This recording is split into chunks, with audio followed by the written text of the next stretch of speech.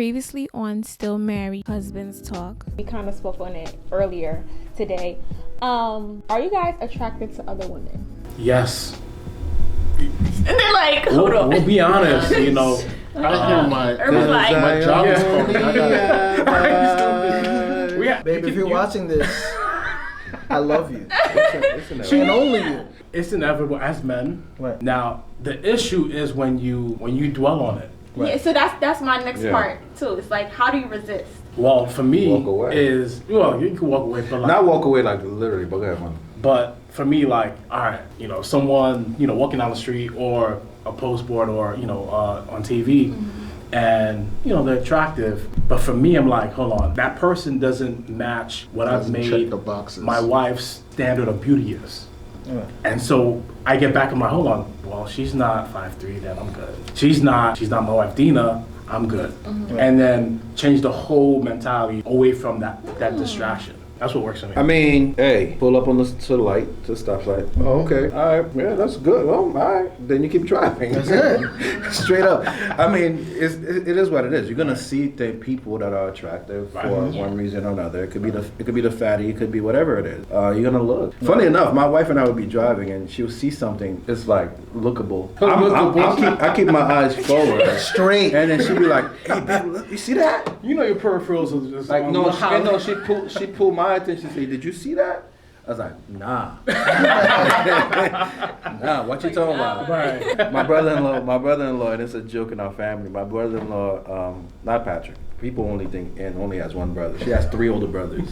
The oldest one has a joke. He used to be with his wife, and if you see somebody walking by that's attractive, you're like, "Yo, babe, what she got that on?" Like he's mad, like, "Yo, what's she wearing that?" My baby was, I just do this. Why she do that? It's inevitable you're gonna look. Listen, even if your pastor tells you Mbagade, he's lying.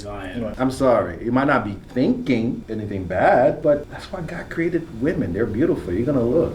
It is what it is. It's just what you do with the looking. Yeah. I think if we look from a biblical standpoint, when they said David saw Bathsheba, I think he knew she was going to be out there, and he went looking. So you don't want to go with the intent. No, he was looking too long. That's the problem. Right. It was looking too long, and then he wanted. Then other thoughts start to come. So he didn't be like, "Look, I'm out of here." Yeah. Like, my fault. I'm sorry. No, he was like, "Oh." He kept He kept going. So we have as humans, we think we trust ourselves more than we should. Come on. Yeah. We trust ourselves more than we should. Like, oh, I can handle it. I'm good. Nah, like something's bound to happen, or something's bound to take over where you might want to strike a conversation and you shouldn't. You want to look too long, or it just you got to build habits for yourself. Where eventually, I think at this point, where even if there's an attractive person here, I'm like, all right, so whatever. Like on to the next. Or you purposefully, if you know yourself, you leave the room to go somewhere else and just distract yourself. I remember one time we went somewhere like I think a kids party or went somewhere, and they were attractive women around. I purposefully went, kissed my wife, and stood right there. Like, I'm staying right here. I ain't going nowhere. Baby, get my You stood with your wife? I stood with her. I'm staying right here. Well, look up to the hills, right? Like, where your help I will come with my help. Like, Lord. It's crazy. I MC weddings. And, Mr. Lord.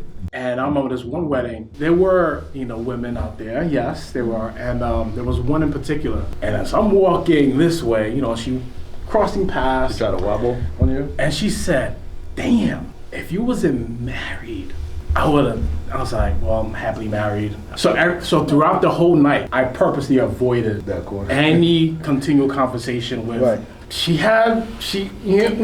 Proportions was right. Pleasing to the eye. So my wife then says to me, I know you out there, working, boom, I trust you and so on and so forth. You can look, but make sure when you come back home, take care of business.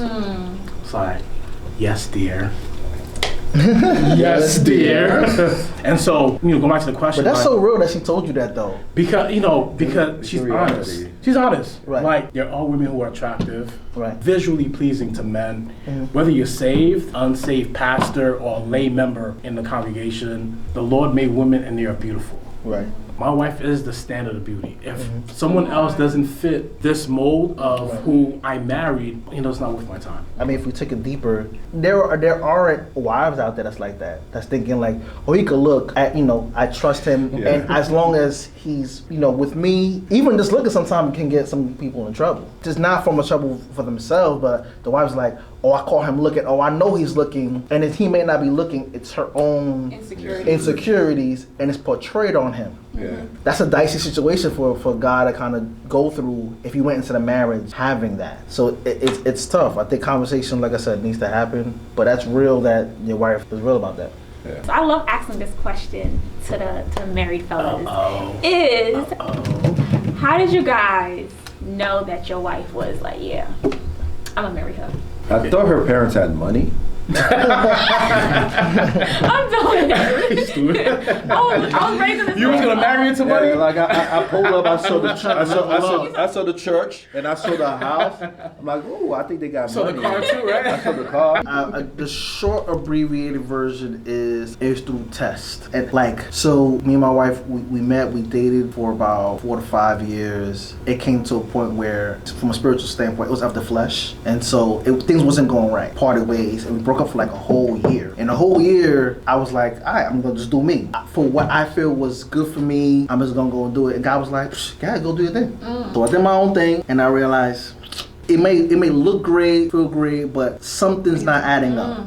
It's not adding up to what I had from before, and there was a bit of comparison in my mind. I was trying to level up. So it wasn't until her birthday came, and I texted her, hey, happy birthday, no response, and we lived close to one another. I got in a cab, the cab went 1 block, and she got in the cab. So we got in the cab, and I'm like, hey, happy birthday. She goes, yeah. And it was a little bit awkward in the car. Got on the train, and it's like we're going to church together. It's like awkward, and we were forced to have that conversation of what happened between us. Get to church, like, I don't know where I'm gonna sit, a little awkward. You don't want to just go this way. It's like, oh, are your friends sitting with you? She goes, no, I'm late. They don't have a seat for me, so we want to sit together. And going back, when we did date, we do like corny stuff, like if I'm wearing like navy blue, she wearing navy blue, matching. We all went through that matching phase, right? We all went through that. So I was running late, and she was running late, and I just threw on like a navy, it was a neon green sweater, like a cardigan. That's bright. Yeah. Right.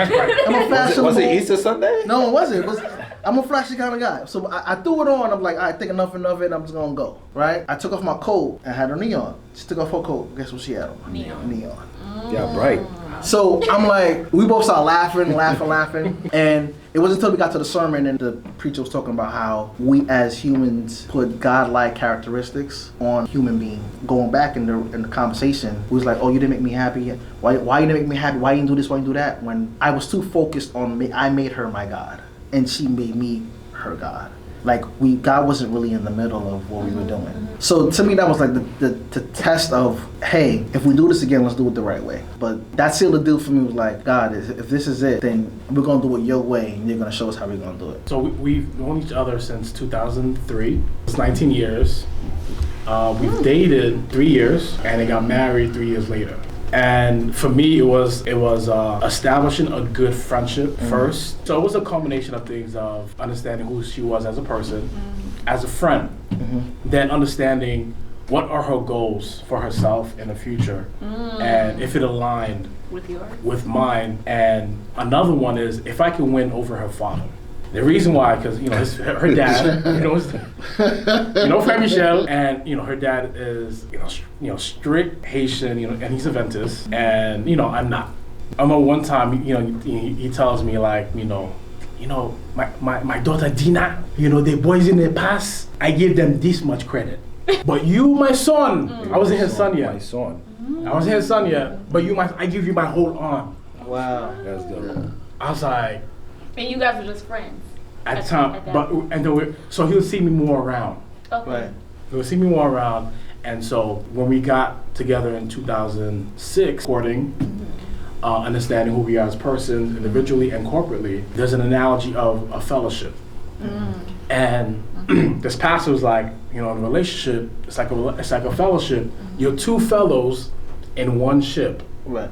and a ship, can only go in one direction at one time. So if you're in a relationship, she wants to go left and you want to go right. when it comes to career, business endeavors, family, opportunities, then you know there's going to be a clash later down the road when you want to get married. Because when you're married, it's not together, it's one together. I had aspired to this, she was aspiring to that. I was like, and we were just like meshing. No rushing, no pretext, no faking. It was all natural. Friendship developed into a relationship, having understanding like, all right, you know what? How is she with money? How is she with education? How is she with potential mother? And potential supporter with my endeavors, and vice versa. There was no rush. It was a gradual progression of a friendship to relationship and natural. A lot of people fake it, you know, put it on the front, but then in marriage, like, I didn't know you were like that. You're egotistical. Who are you? Right.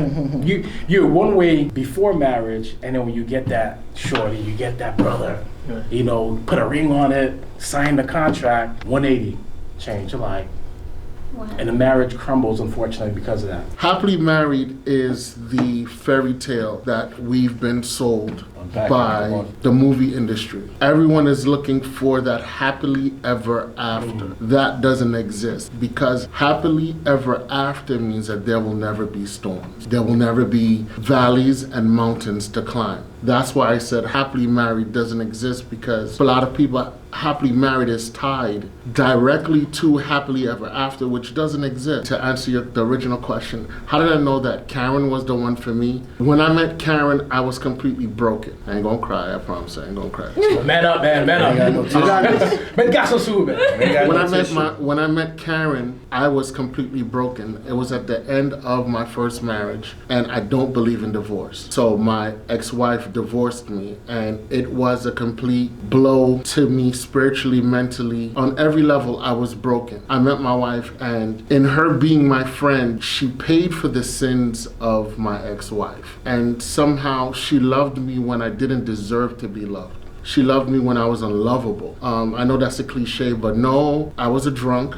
I was a functional drunk. And at the time that my first marriage went left, God gave me my Job experience. My mom became gravely ill. She was in a coma. For my 25th birthday, my ex-wife told me, happy birthday, get out. And I met Karen shortly after there, and she loved on someone who didn't feel worthy of love. The first marriage, everyone under the sun hated her. For Karen, she just fit.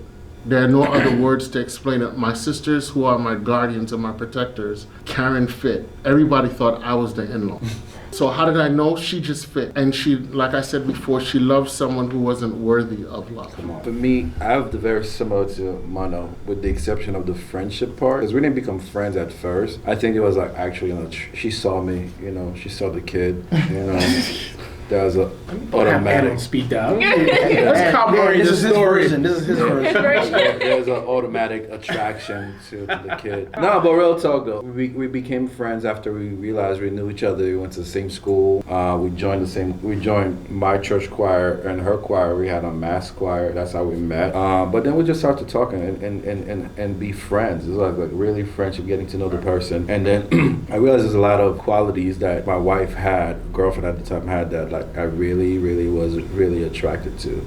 Most kindest heart in the world, humble, of course, beautiful. It was kind of strange too, because at that time she was going natural. No offense to the natural ladies, but you already know when it's the first time. Come on, let's be honest. When it's the first phase, and you did that big chop. The transition. That first big chop. Big chop, man. Right? That big chop, bro. She was still beautiful. She was still beautiful to me. So there's the beauty aspect of it, and so automatically I was like, okay, I really want to be with this person for the rest of my life. There's not like no real formula to say, okay, this is how you know this is the person for you. Right. And that's a segue. That's a question I get that as a lot. Like, how do I know? I tell you my story. Right. Elroy tell you how he worked for him, but it's not the same thing. I need to have a list. Yeah. And I remember a friend of mine, you know, she had the list, you know, he has to be this, he has to be that, blah, blah. So I was like, I don't want a list, because I don't want to say, well, you know, this person has 3 of the 10, this person has, you know, 4 of the 10. Right. Do I date that one and then, you know, put them in a hat, whatever comes out? Like, no, there's no mystical thing. Right. No, it's like, you know what, you got to be realistic. The qualities that, you know, you do want, but the qualities that you do need, that will help you for your family as a husband and then potential father and priest, protector, provider. And it can't be aesthetics. It has to be deeper than that. Yeah. It can't be like you said, have a list, but I think it really comes to knowing yourself emotionally, spiritually, to say what's keeping me, what are my views, what I align with, and having somebody who's a helpmate, what are their attributes look like for me, and then having that person to kind of like come along and do that. Because what we think we want and what God gives us is two different things. So we have to really be realistic to say either I'm gonna meet in the middle somewhere or what works for me. My wife matured me. Yeah. So see, my wife matured me because I was in a place where I probably wasn't good for her. She gave me a chance. Like she saw something in me. I might have shown attributes to be responsible, to be honest, whether her feelings or not, as opposed to what she knew. And she's like, she stood fast on that. Like I can trust him because he's gonna tell me the truth. And so from a guy's perspective, like it's like you said, there's different stories. You really gotta know yourself. I think that's the number one thing. If you don't know who you are in Christ or in your religion, you don't know what you believe in, what you stand on, then you easily can be swayed. So even if I marry Jane Doe, anything that comes my way, if I don't know who I am, oh, I'm gonna like this, I'm gonna like that, I'm gonna be easily swayed. So you have to be really secure, really know who you are as a man. I remember one time I was dating somebody, or I was interested in somebody, and they said they wanted to be a cop. God bless you, that's not for me. Seriously.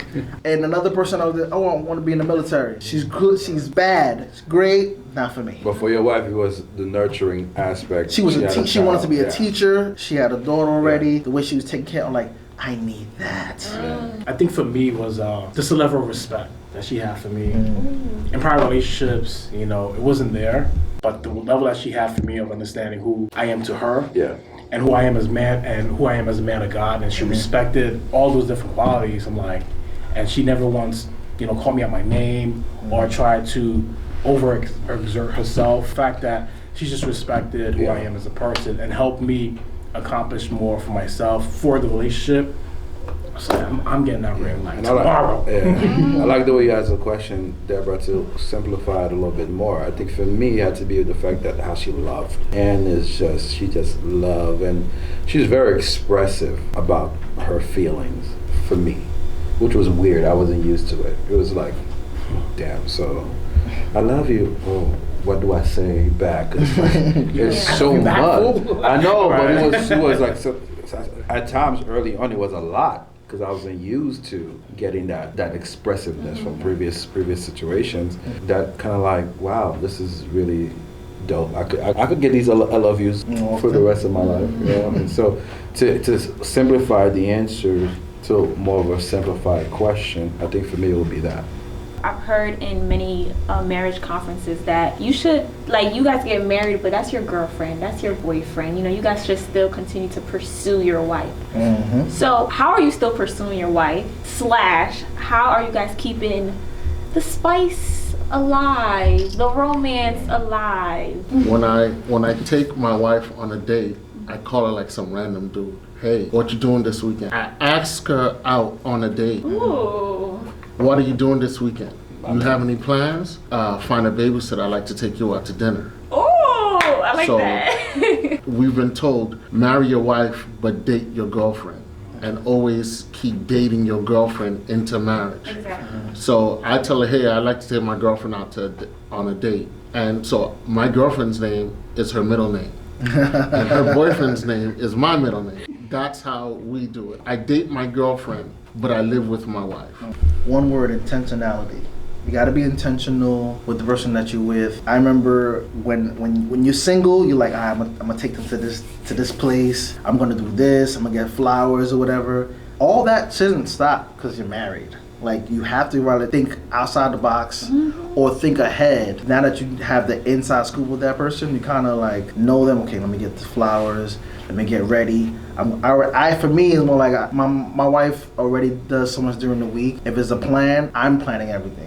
So I'm already calling my mom or my mother-in-law, like, hey, what's going on? So what you doing Saturday? Yeah, can you watch them? All right, cool. Like, but you gotta be intentional to just really make that time, make that effort. To be fully honest, it's a struggle right now in the sense of, in my mind as a husband and a father, I'm more like the family man. I think like just because we're together as a family, or we're gonna go out to eat together as a family, or we're sitting here watching a movie together as a family, like, damn, we haven't gone on a date in a long time. So So Anna's always checking me, and babe, we need to go out just us. And so tend to lose the consistency. If we are, let me speak for myself, if we are not mindful about that, then it can really affect our spice, you know?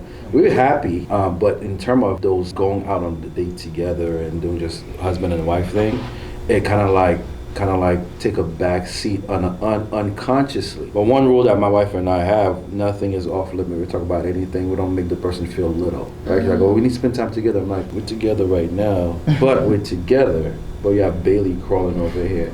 You have Melly and Owen fighting over there. So we're still working on making sure we are intentional on going out. My wife told me the other day, because we went to Miami for a wedding, it was just the two of us for an entire weekend. It was like so rejuvenating. You gotta be very intentional. I'm saying this to myself and to us. We need to be more intentional in making sure that we are going out, just her and I. And you know, for me, it's you know, send text messages throughout the day. You know, thinking about you. You know, I love you. You know, you're still hot. Yeah. So our 10th year anniversary a couple years ago, you know, we didn't go out. So what I did was, you know, she was going out. I get to do something, and the kids are in bed. Yeah. I hit up Uber Eats, ordered food, and I had wine. And what I also did was, you know, open the laptop. I went on YouTube and put like a fireplace, cackling in the background, you know, because we're in an apartment. There's no chimney in the apartment. Right. Right. And what I also did was, for our 10th anniversary, I put up some questions. I had her answer, and she had me answer, and we discussed how are we doing 10 years later. Right. Pulse check. What we did was a check-in on how we doing as a relation. Now we're parents, full-time parents, and now she works full-time employees. I'm a part-time business owner. I'm back in school, and so all these different hacks, time to time, like you said, we ask each other questions. How are we doing? Right. How can I better serve you as a husband, or vice versa? How can I better serve you? Do I need to lose weight? You know, for myself, right? Just make sure that I'm still attractive and presenting her the way that she needs to be presented as a wife and as a couple. But that's the end of the video, you guys. Thank you, fellas, for joining me in this conversation. I appreciate you guys. So until next time, guys. Peace.